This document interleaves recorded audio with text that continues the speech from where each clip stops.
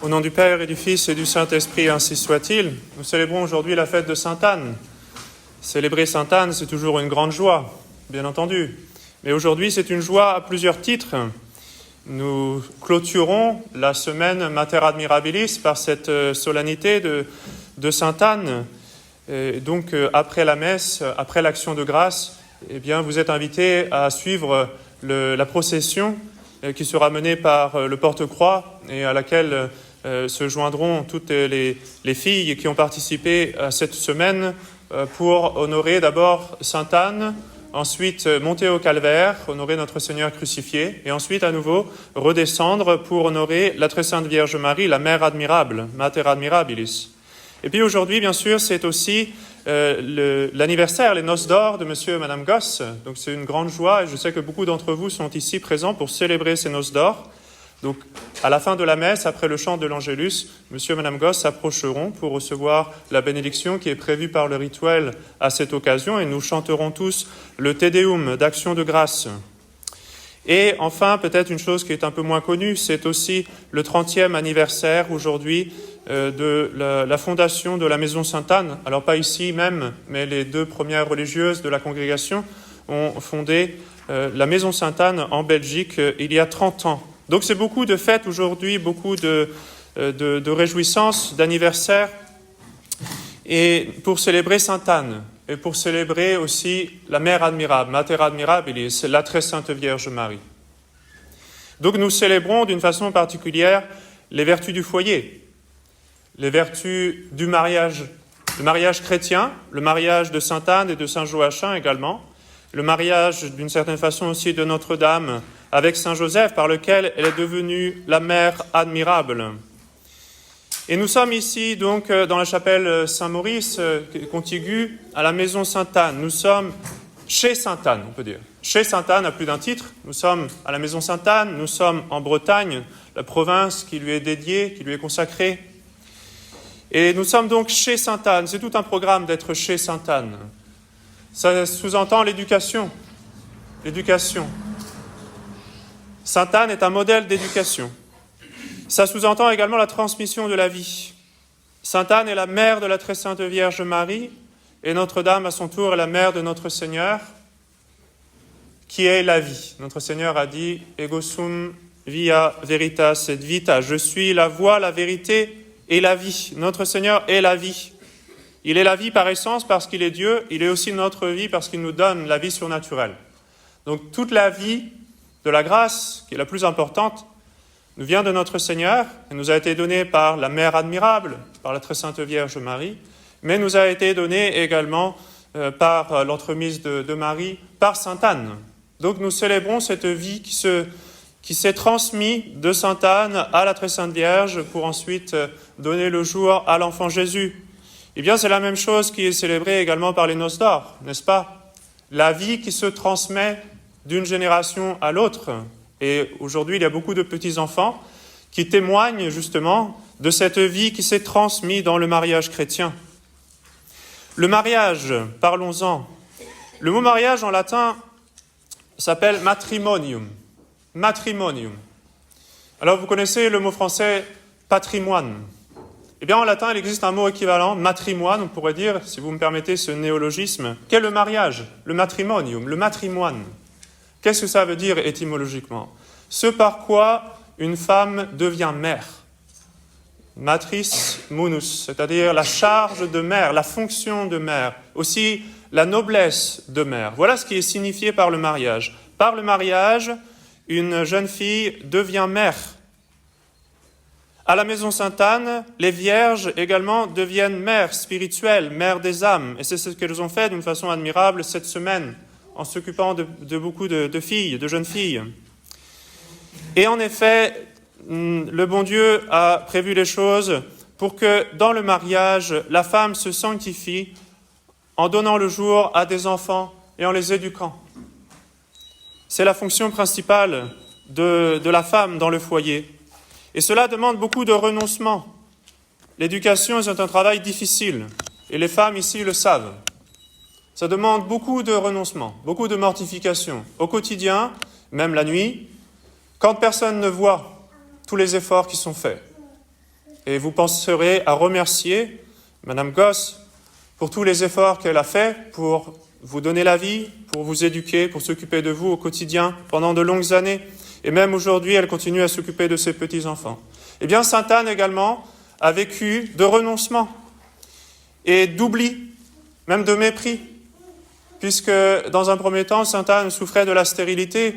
Alors, il fallait rester fidèle dans ce mariage par lequel, normalement, elle devrait devenir mère, mais qui, d'une certaine façon, était infructueux, semblait du moins infructueux. Mais sainte Anne a été patiente.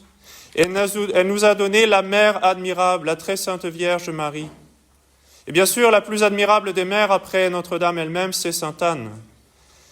S'il est vrai de dire que la femme se sanctifie par les enfants, alors certainement la très sainte Vierge Marie a accompli cela plus que toute autre femme. Et ensuite, après elle, directement sainte Anne. C'est saint Paul qui le dit dans l'épître à Timothée, où il explique le rôle de l'homme et de la femme. Nous ne sommes pas féministes. Nous croyons à la distinction des rôles.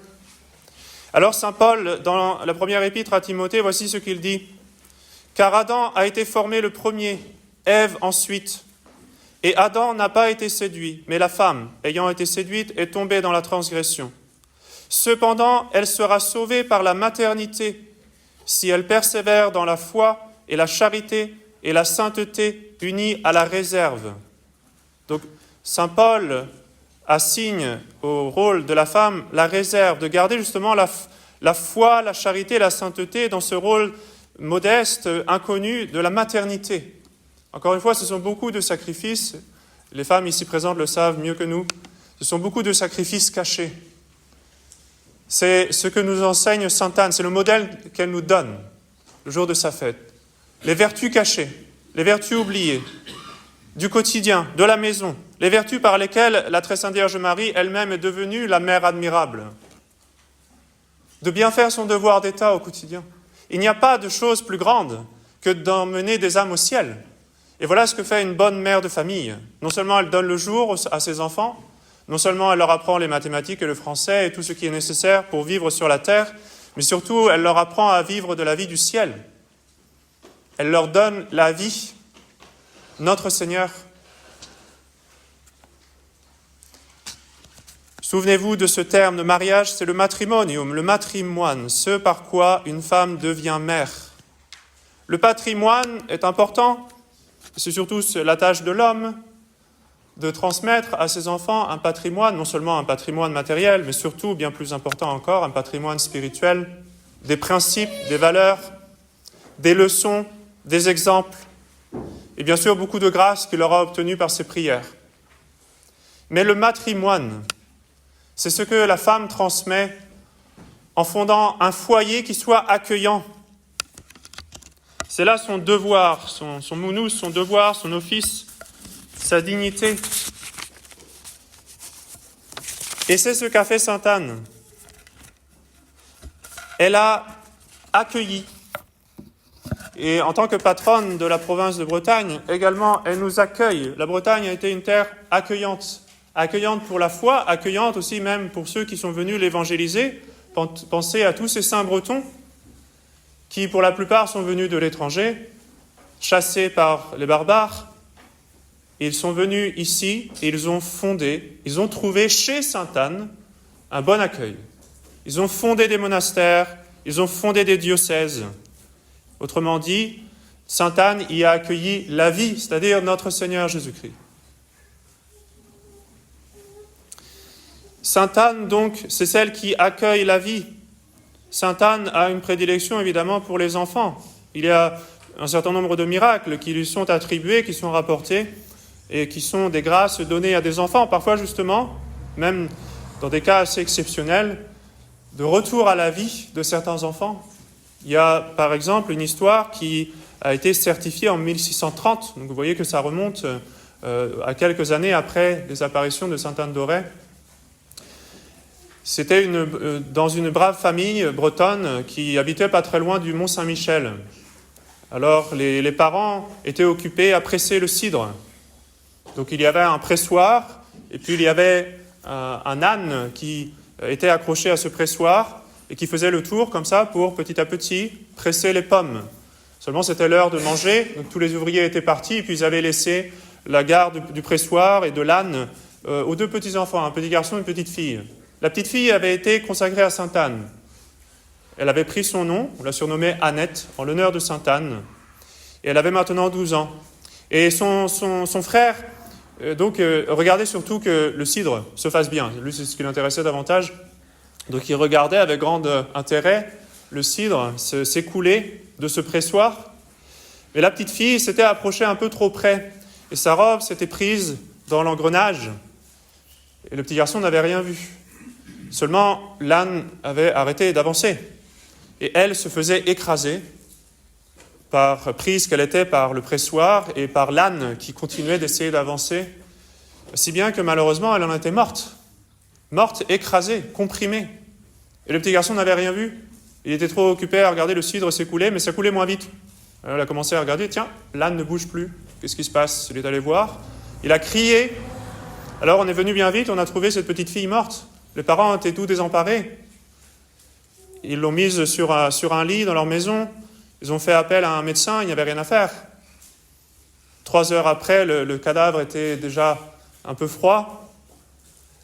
Et alors, ils n'avaient plus de secours sur la terre, mais avec une grande confiance en Sainte Anne, ils ont commencé à l'implorer.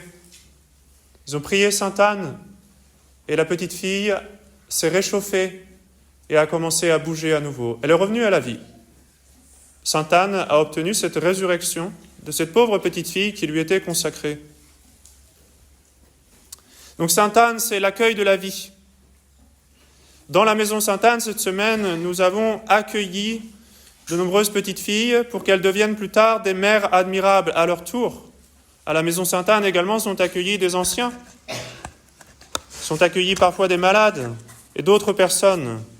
Alors dans la vie de Sainte Anne, c'est sûr, il y a eu des épreuves, il y a eu des humiliations, ça a été difficile.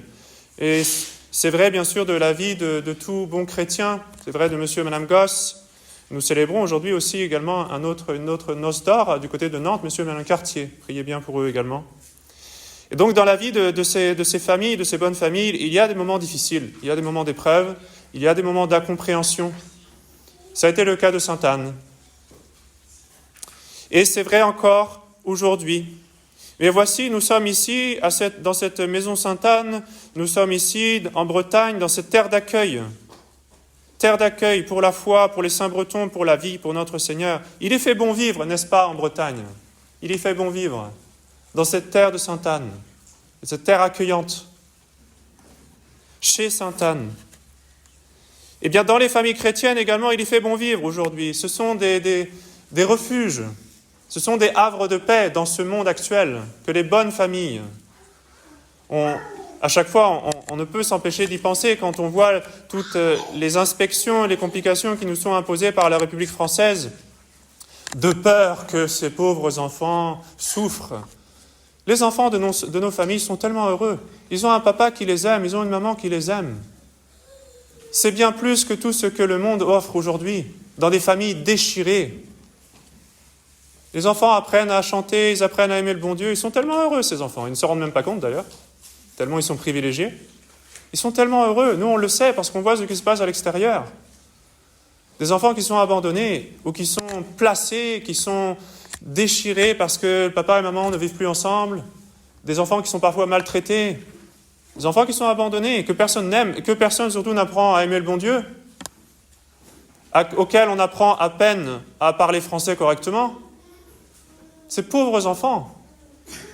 Recommandons-les aujourd'hui également à Sainte Anne. Mais dans les familles chrétiennes, c'est comme chez Sainte Anne, on y est bien, il y fait bon vivre.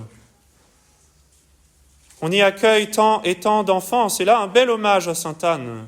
Sainte Anne n'a eu le privilège que d'être la mère d'un seul enfant. Mais quel enfant! En étant la mère de Notre-Dame, elle est devenue la grand-mère de tous les chrétiens. Et le bon Dieu lui a confié particulièrement la Bretagne. Nous avons le privilège de pouvoir l'appeler non seulement notre grand-mère, mais notre mère également. Une autre mère admirable, Sainte Anne, la bonne Sainte Anne. Et elle nous l'a rappelé d'une façon extraordinaire il y a 400 ans. Je ne vais pas reprendre tout le récit des apparitions de Sainte Anne d'Auray que nous avons commémoré un peu plus tôt pendant l'année, d'une façon assez extraordinaire. Mais Sainte Anne, qu'est-ce qu'elle nous a rappelé? Qu'elle était chez elle. Elle est apparue à Kerana, chez Anne. C'est ça que ça veut dire, Kerana, chez Anne. C'est chez Sainte Anne. Elle est chez elle. Et aujourd'hui, donc, nous lui rendons grâce. Et nous rendons grâce au bon Dieu de nous avoir donné une telle protectrice, une telle bienfaitrice. Il y a 400 ans, Sainte Anne se manifestait chez elle. Il y a 50 ans, de bonnes familles se formaient pour former un foyer, un chez eux, qui soit accueillant, qui accueille la vie. Il y a 30 ans, 2 religieuses trouvaient également leur chez elles. Un chez elles qui était surtout chez Sainte Anne. Chez Sainte Anne, on y trouve un lieu accueillant. Chez Sainte Anne, c'est un lieu de vie. Un lieu où vit notre Seigneur Jésus-Christ. Chez Sainte Anne, c'est un lieu où s'épanouit et où se forme la mère admirable et celles qui sont appelées à l'imiter. Et chez nous, Marie est reine, parce que chez nous, justement, c'est chez Sainte Anne. Chez nous, donc, soyez reine. Nous sommes à vous. Régnez en souveraine. Chez nous. Au nom du Père et du Fils et du Saint-Esprit, ainsi soit-il.